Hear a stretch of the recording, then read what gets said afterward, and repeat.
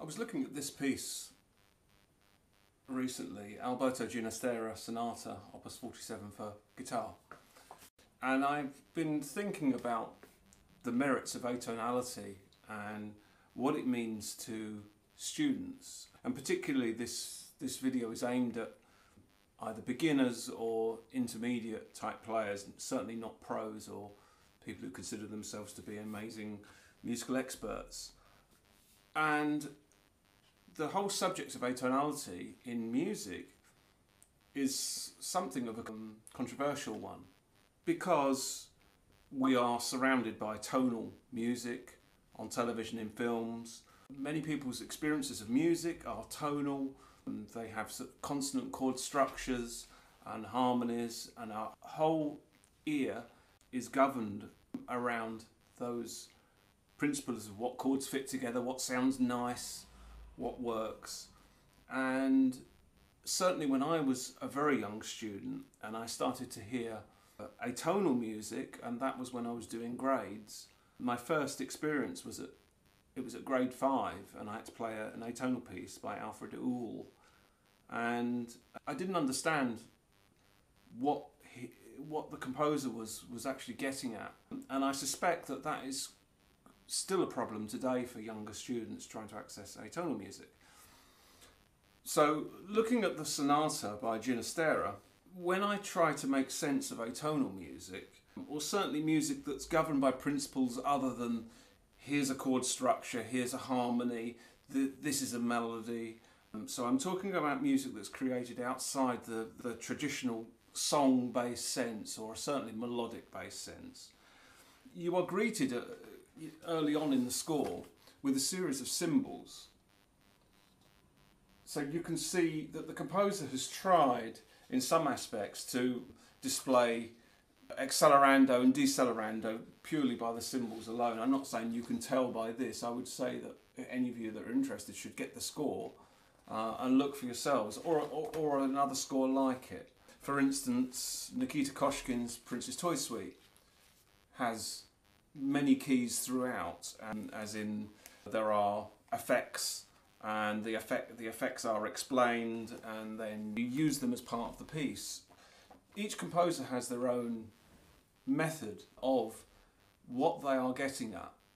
So in other words, if melody and harmony aren't the key elements, or certainly not as important as maybe rhythm and maybe the suggestion of atonality, what we should ask is what is going on in the composer's mind. What are we supposed to see in the music? What are we supposed to express? So in the Ginastera Sonata, what I was looking at, I look for patterns, repeating patterns. Sometimes they're expanding patterns. So sometimes you get cycles of fourths, harmonies created in fourths. And what would be the reason for this?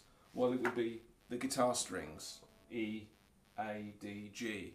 You'd get, so in other words, the whole point of the guitar tuning, some of the chords and some of the arpeggios are governed in fourths. Sometimes there are ground bass aspects, so you get like a repeated A against another series of chords that are moving up using two what are seemingly atonal chords, but they are forming a structure within themselves. There are other aspects, certain intervals, major, minor sevenths, and so on.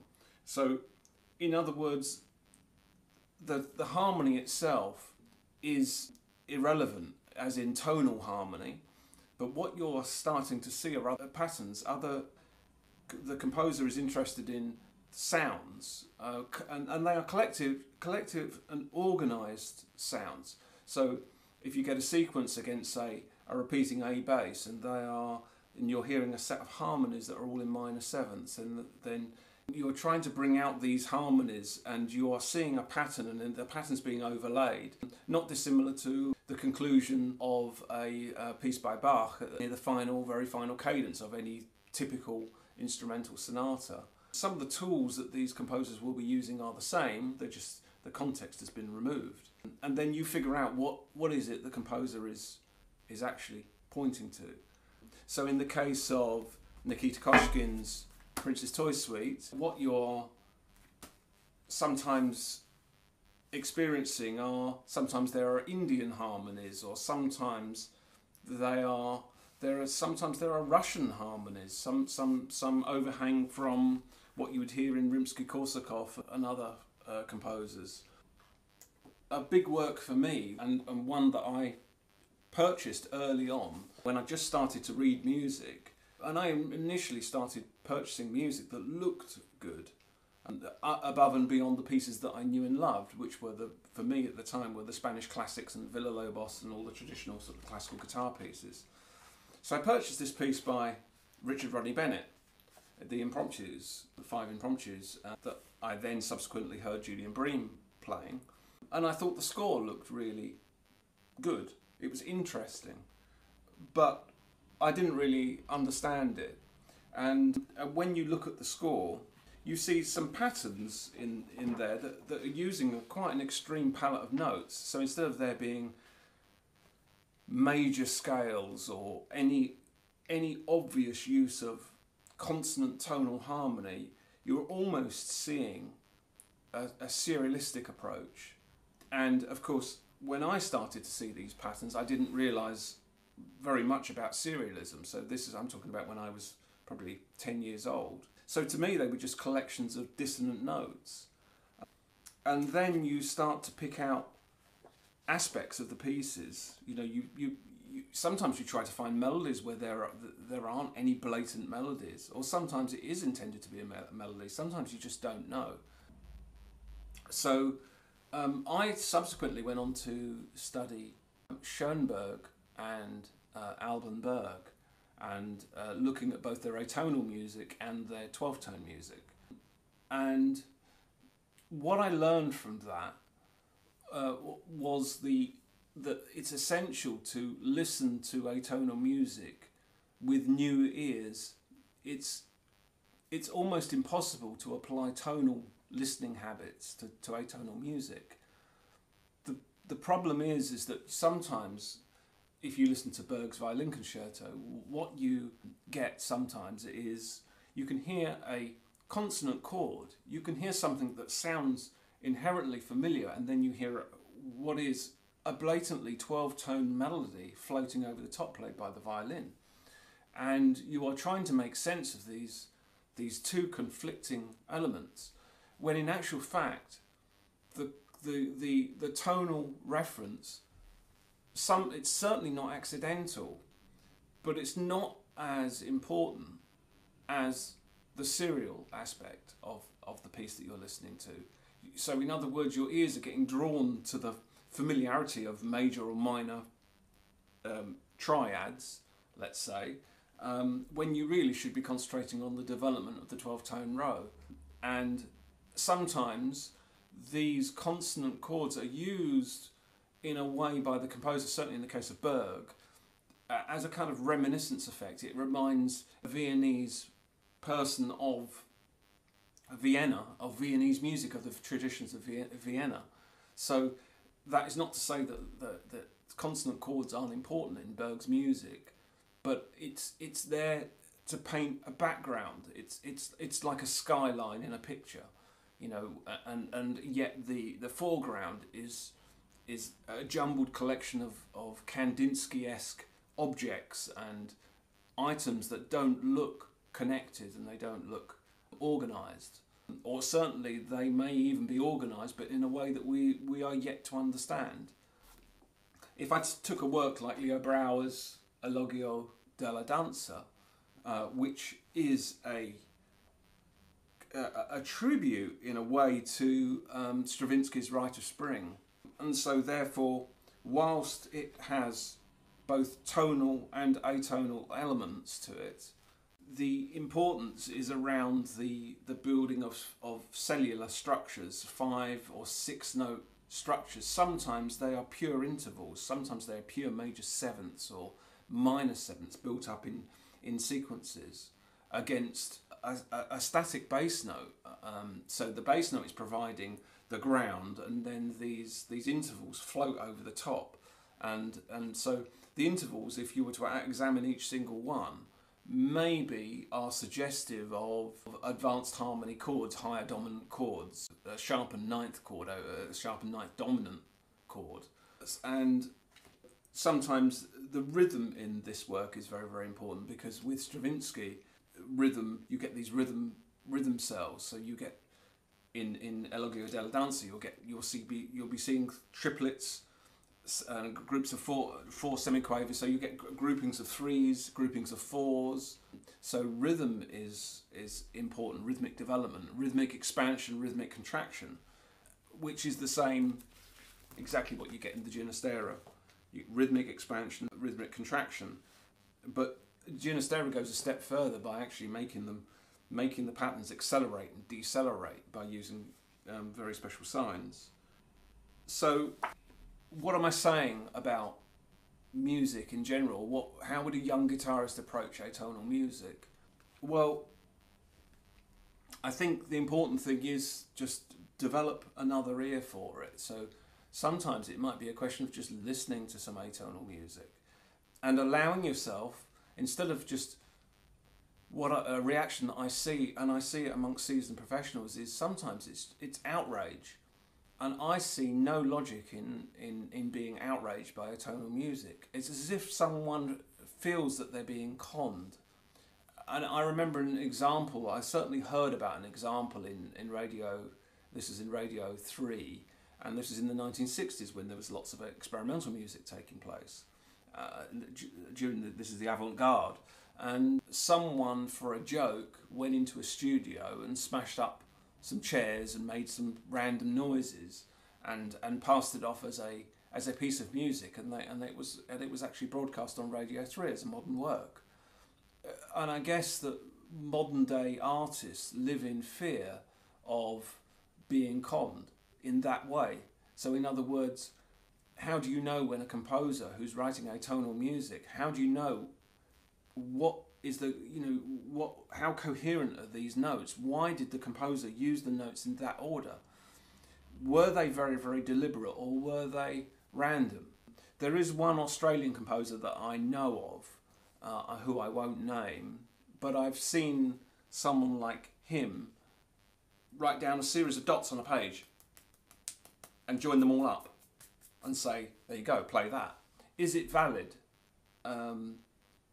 Maybe yes, maybe no. It's up to the performer. If the performer can find something valid in there, a very able performer may find something very valid. You could listen to an avant-garde piece of music by Frank Zappa or Varese, and your reaction to it is how you make sense of it. How do you make sense of your surroundings? How do you make sense of, in this instance, music, of art? What is music? What is art? The way I see it now, I go out and I look in nature, and if you look at trees, especially in the winter, there's no leaves. You can see the collection of branches and twigs, and you can see that whilst there is a rough order to the shape of a tree, where the closer and closer and closer you look to it, the more you see random, seemingly semi-random structures, almost like crystal type structures. So in other words, it's organised, but yet it's disorganised. And there's another principle, research of chaos theory. And you've got organisation and you've got chaos. And the idea is something pure chaos, or is there organisation behind the chaos? In other words, is there an organised series of parameters within a seemingly chaotic series of events, or a chaotic structure? And so the art in this is actually being able to see order within chaos. So coming back to the Ginastera Sonata, that's exactly what I try to do. As I'm looking at this now, I'm looking for these familiar patterns, and I'm really seeing I'm trying to see what the composer was getting at. What is the point of these structures? What are the point of the motives that make up these structures? Is it just purely the interval that the composer is interested in, or is it the way that maybe a grouping of three notes is transposed and moved around. Maybe that's what we should be listening for. Sometimes there's obviously a technical aspect to this, is actually playing these figures, but if you're going to play something, you need to be convinced about what it is. And you don't need to actually be inside the composer's head. You can actually see these things for yourselves and have your own way of thinking about it. However you see these patterns, you have to somehow make sense of it. There is an instance where Julian Bream was learning an Italian, I think it was a guitar concerto, and it was a very, very atonal one, and he took this piece of music on holiday with him, and apparently he sat in a tent and he played this music over and over again, trying to work out these patterns.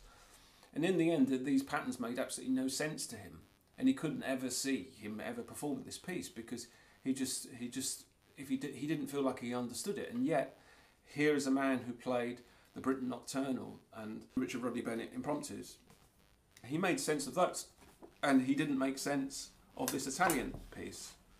So, was it just something inside the guitarist that made him think, I don't understand where this composer is coming from? In other words, you can question a composer's motives. Maybe one day someone else will play it. Segovia there was a piece by Frank Martin, and Segovia was given the music, and I don't think he ever performed it, and I don't think he recorded it. But later on, people like Julian Bream decided to play it and record it. So he saw something in it, but Segovia didn't feel like playing the piece, or maybe he thought it was inappropriate for his audience. Well, whatever his reasoning, Julian Bream decided that he would play that. So in other words, Julian Bream had more insight into that piece than Segovia did. And so sometimes these pieces, they can stay on the shelf for years, and then suddenly they might find their life.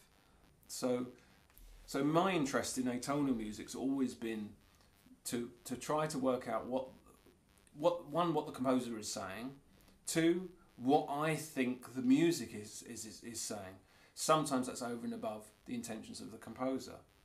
And thirdly, is it testing your technique? Is the reason that you can't play this is because your technique isn't good enough to express it? Maybe your technique is entirely built around major scales, major chords, familiar patterns. And maybe playing atonal music is the way to break those habits and to find new patterns and to make your fingers go into places that they don't want to go. And I've heard that said of Mark Knopfler of Dire Straits. He said that guitar playing is all about putting your fingers where they don't want to go. So here's the big important thing about playing atonal music, is that it does force you to think about your fingers, certainly from a guitarist point of view. And this talk is aimed at, really, it could be aimed at any musician, although my framework has been for guitarists, and especially younger guitarists. So I hope this has been helpful. Please leave comments if you have any questions or observations. I'm sure I've been very general in some areas, so please feel free to write some comments and make some observations and add to the discussion. I'd be very interested. Please remember to subscribe, and I'll be interested in anybody's thoughts. If you're outraged by anything I've said, please say so. I don't mean to offend anybody by my views. They're just my views that I've held since I've been playing the guitar for 45 years now, and I've certainly been attempting to play music for the atonal music for the past 40 years. And my studies in advanced chromatic type romantic music, and also in 12-tone and in atonal music, have led me to see music in a different way. So if you're still of the view that tonal music is better than atonal music, or it's better than 12-tone music, please say why you think that is the case. And if there's anybody there that's absolutely passionately wants to argue that 12-tone music and atonal music is rubbish, then feel free to say so, but please try to say why it's rubbish. Why is it irrelevant? Because I'm sure other people can read your comments, and rather than you being a subject of ridicule yourself for your views, it would be interesting to see what fuels you to think that way.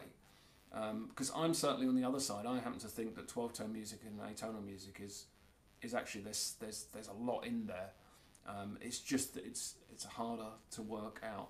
So anyway, thanks for watching, and I'll see you next time.